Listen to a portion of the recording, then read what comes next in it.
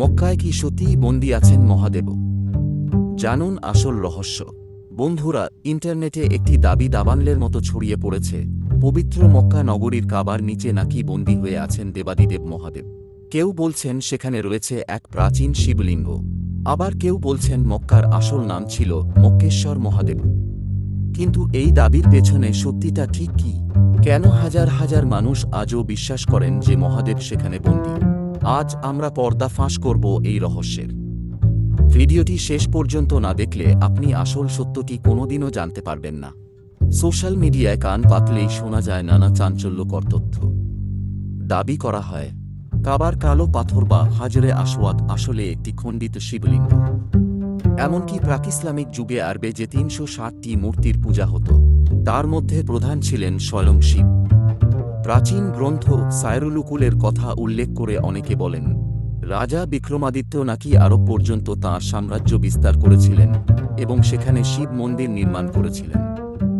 কিন্তু প্রশ্ন হল, ইতিহাসের পাতায় এর কোনো জোরালো প্রমাণ আছে কি?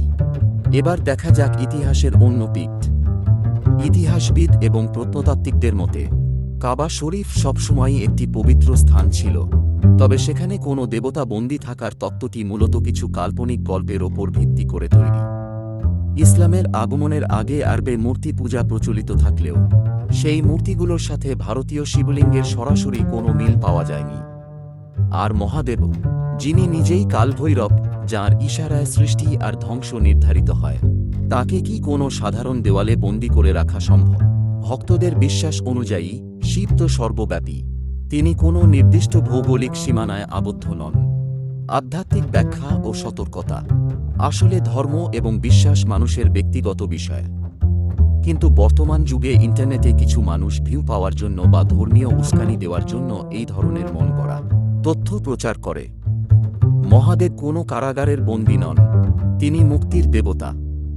তিনি বিরাজ করেন ভক্তের বিশ্বাসে, কৈলাসে এবং মহাবিশ্বের প্রতিটি কণা জুড়ে।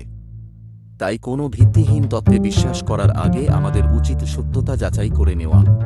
তাহলে মক্কায় মহাদেব বন্দী থাকার দাবিটি কি শুধুই একটি গুজব? বিজ্ঞান এবং ইতিহাস তো তাই বলছে। আপনাদের কি মনে হয়? কমেন্ট বক্সে অবশ্যই জানান। আর এই ধরনের রহস্যময় এবং তথ্যমূলক ভিডিও আরও দেখতে চাইলে আমাদের চ্যানেলটি সাবস্ক্রাইব করে পাশে থাকুন। দেখা হচ্ছে পরের ভিডিওতে। নমঃ শিবায়।